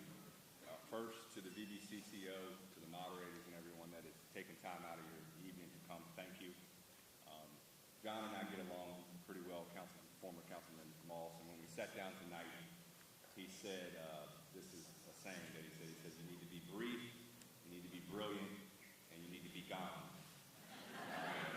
Now, I'm going to modify that. I'm going to be brief. I hope to be a little brilliant, but I'm trying to get elected. Some have said this is a crowded field, but as a 2002 member of the First Polling City Championship basketball team, I'm comfortable playing with 5 people on the floor.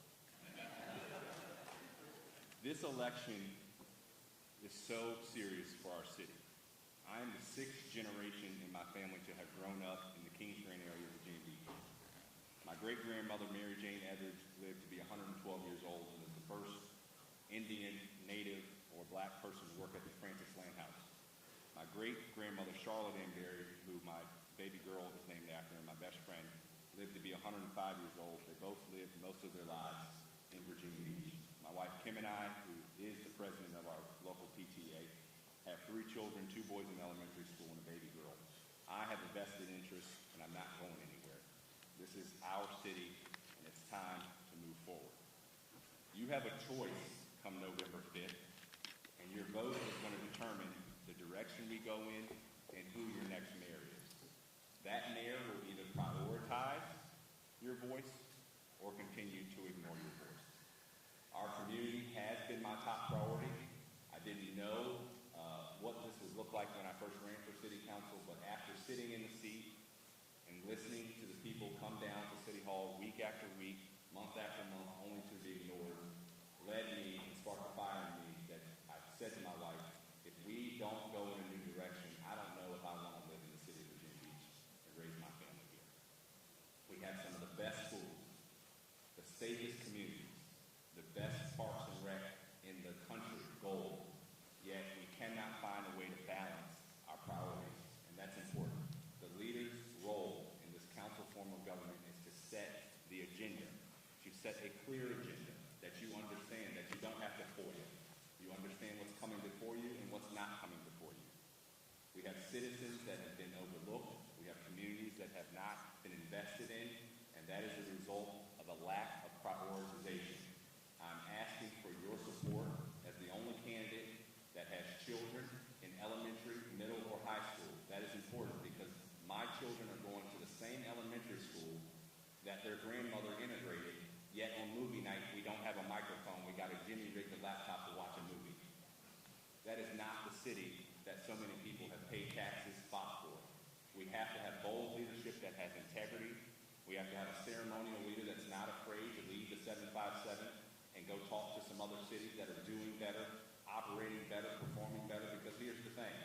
We're not the best. There's always someone that's doing something that you can learn from, and we have been comfortable, we've been complacent, and that is why you see tourism dragging. That's why you see people moving.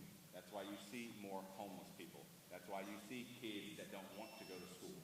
We have to elect someone that is committed to the vision of Virginia Beach, and that vision is very clear.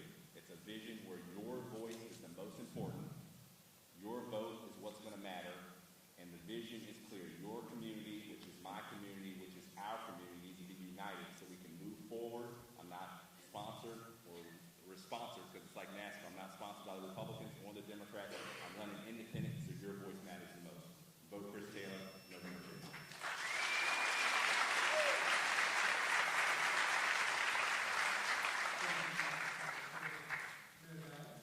I want to sincerely thank you all for participating in your government. I've had the pleasure of serving as mayor for the last 6 years, and we've been on a journey together. We've had some good times, we've had some very challenging times. And leadership emerges when things are very challenging. You know, when we got hit with all kinds of, personal tragedies, but we got hit with COVID, we got hit with, inflation. But it takes a leader that knows how to work with other people, how to work with other council people. I remember at the height of COVID, I reached out to Governor Northam, and we were able to get the beaches open during the height of COVID. This is the type of bridges that we need. And then as a result, we were able to come back, and we came back strong economically. I really think I've been a steady hand on a tiller in some very, very, distressing seas. But in spite of that, we have a report card that came out from Old Dominion University last year, in the quality of life. Virginia Beach came out number 1 in the 757, with 85% of those surveys said that they were favorable or highly favorable. And yes, I do got to do a little bragging. At that time, I came out as the top-rated mayor. But that means nothing. It means what we have to do to move forward and go forward. I am proud of the fact that Americans for Prosperity endorsed me for what they call visionary leadership during challenging times. And I will just say, I'm just going to be a little succinct, because you know my record. You know how we have been. We are a city that people want to come to. Businesses are coming here. Governor Youngkin said that Virginia is now #1 for business, and a lot of people want to come to Virginia Beach.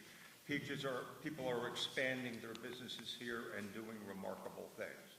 And let me just say this, that, you know, my brother was a carpenter before he passed, and he worked for a number of the development communities. And what they do are build our homes, they build our businesses, and they build prosperity for us. And I am very proud of the fact that we are growing as a city, and people are coming back to Virginia Beach. And I just want to say there are a couple reasons to vote for me. Number one, as a Marine, believe it or not, the Pentagon said that in the turmoil in the world, the confrontation is going to be likely. I have had established working relationships with the military since we were on BRAC. Number two, people skills.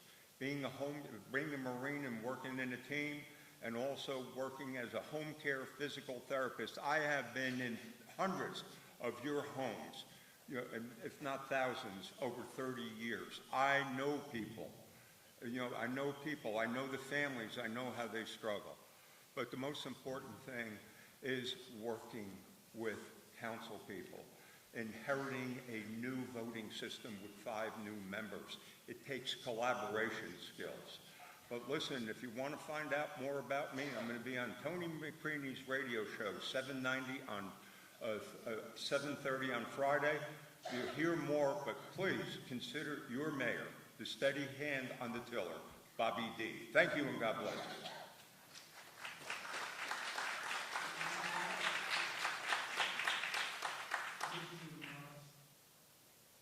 No governing body, no city council can be any healthier than the people it serves. And no government that feeds itself first, goes to the well first, drinks from the well first, is doing the right job. During the last 3 years, when we had unprecedented revenue surpluses, when the governor of Virginia, open for business, gave us tax rebates, eliminated the sales tax on food, doubled the standard deduction for joint and single filers, we got 3 years of raising the real estate tax rate each and every year. I guess we had to finance this $230 million project. On top of that, we had budget surpluses of over $200 million over those 3 years. And what tax relief did you get as you incur now $1,000 a month inflation tax? 0. Now, you can talk about hand on the till. I think it was in the till. But the bottom line is, we didn't set priorities. We didn't say that the financial health of families, that sacrifice should be equally done.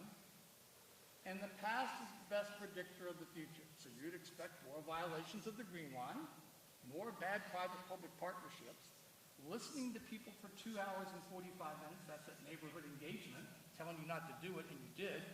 You go over to Windsong Apartments off Pleasure House Road, 836 apartments, 16 neighborhoods and HOAs came and spoke for almost 2 hours, and I didn't hear any of this active listening there. They just got that jam down their throat. I hear all the talk, but there is no proof that there has been a conversion, or I have seen the light. I know Ronson said, I know where you can find Jesus because people in prison always say that's where they found him. So, but my point is, I don't think we've had any conversion here. It's the same group of financiers now as it was 4 years ago, who want to maintain your tax base, your tax dollars, as their piggy bank or their capital that they can't raise in the free market. I sat on the stage in 1986 at Kingston Elementary School, and our tax base was 85% residential, 15-cent commercial. We've been doing this strategy that the mayor has talked about for 38 years, and it has never moved the needle. I suggest we adopt capitalism, the free enterprise approach. We can't do any worse. And this is what we need to do. We need to focus on people in their neighborhoods. This is where I hear people talking. When I go to their door and they can't afford to replace their HVAC, so they're using window air conditioners and space heaters in the winter. I've met seniors like that. They're not talking that 85% survey. They're not talking about, if you're the top 20% income in Virginia Beach, great place to live. If you're making below that median family income, this place is a struggle every single day. And city government could lean itself out and probably return and give people about a $100 a month break. But you have to be wanting to do that. And you can't accomplish that if you don't set priorities and tell your special interests that you feed all the time that they're going to have to go on a diet. I want to bring fiscal discipline. I don't mind telling people that can't afford something. You know, that was my job in part. And then anyway, because you can't afford everything. You don't do it at home. The city just has to manage like we do at home. Make tough choices. But their tough choices since they've been in office is to pass the bill to you so that they don't have to make the tough choices. Just look every year at the end of every budget, the reconciliation, they add tens of millions, at least under $20 million of extra spending. And what are they doing? They got their little groups that they're paying their groups to, and that stuff isn't competing. Let's vote for change. John Moss for mayor.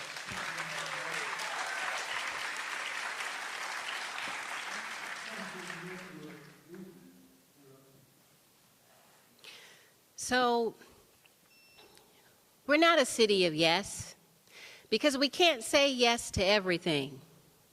But we're certainly not a city of no, because on the other hand, we cannot say no to everything. We're certainly not a city of corruption. Sure, there are some things that we need to do to address and change some things, but we're not New York, we're not New Orleans, we're Virginia Beach.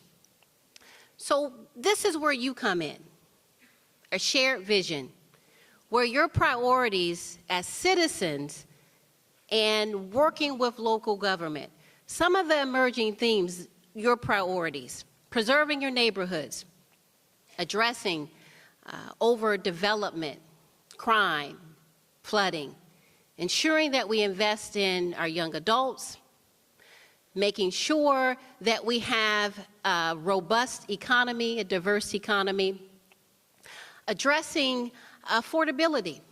Those are some of the emerging themes that I heard when I was talking with citizens around the city. Also, ensuring that we have a sustainable environment, ensuring that we're preserving our natural resources, and ensuring that local businesses are practicing processes that preserve our environment. Making sure that we also look at opportunities to make sure our young adults stay here and can afford to live here. And so the shared vision that I'm offering would be placed in a strategic plan. And in that strategic plan, it would be implemented in city departments. Therefore, we could work collaboratively with the shared vision, resident priorities, the local government working together.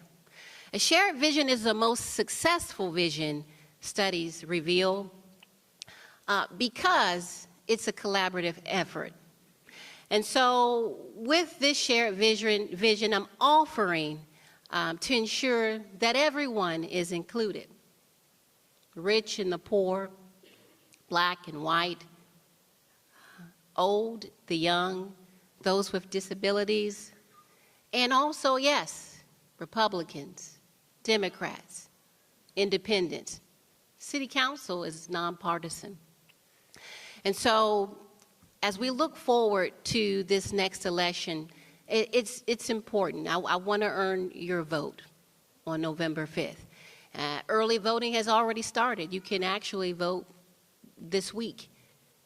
And so for more information about the things that I've done the last 6 years on council, you can go to wootenformayor.com, and you'll learn about how I've led efforts to address homelessness and the disparity study to make sure minority women, service disabled, and other businesses are on the same playing field, addressing disparity.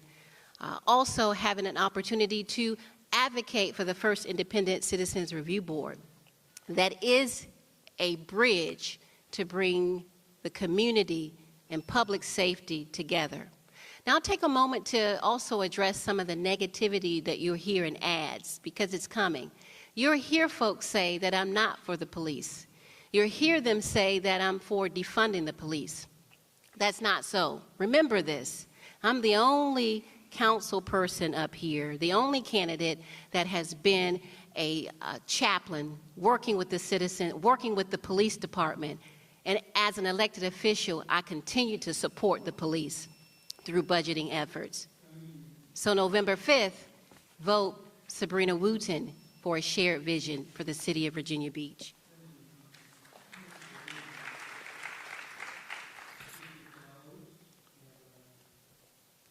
So I owned RK Surf Shop for 31 years at the oceanfront.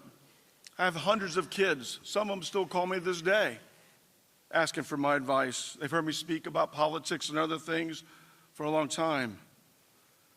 My family was in construction for 75 years, and now I do residential construction and commercial construction. I just did a second floor on Abbey Road restaurant at the oceanfront, no public-private partnership, all done with private money. My wife's a 38-year veteran of teaching school. So proud of her, and many conversations about that. I'm the only person up here that wasn't elected. I was taking an oath to office.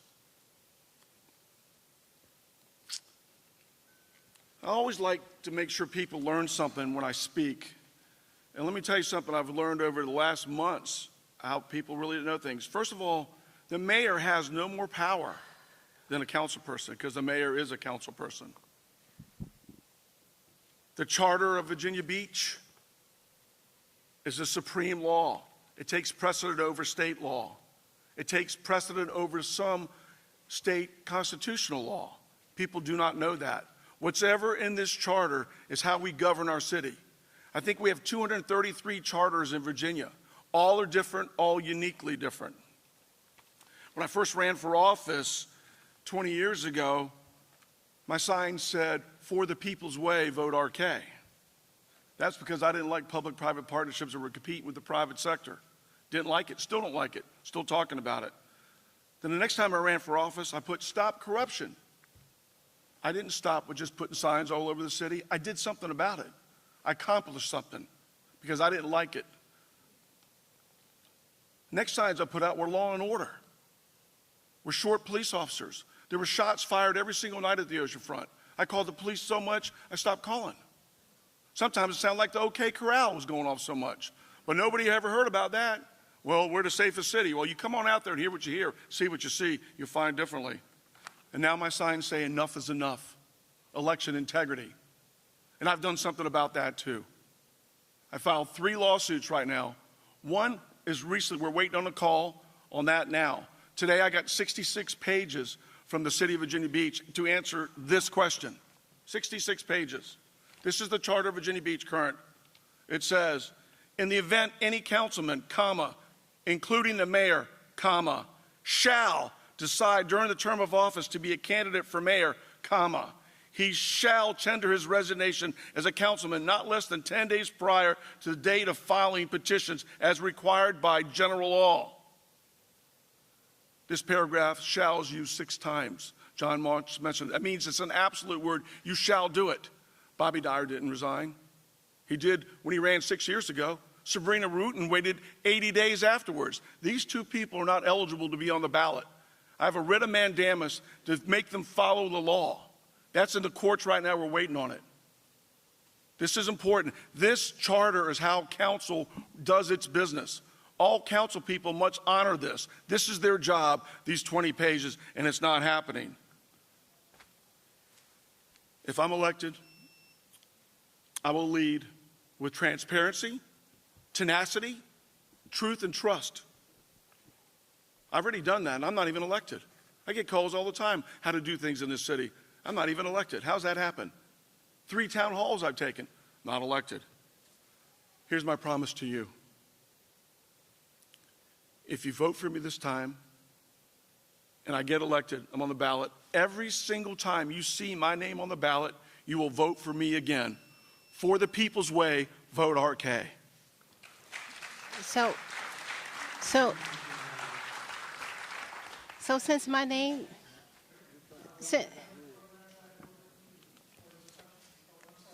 Since RK called my name, can I address what he's saying?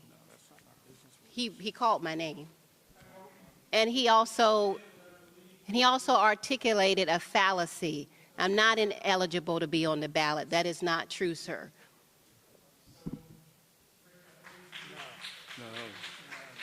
Stop lying. All right, well, I think at this stage, the game, we'll go ahead and end the program. Couple of things, I did see Councilwoman Ross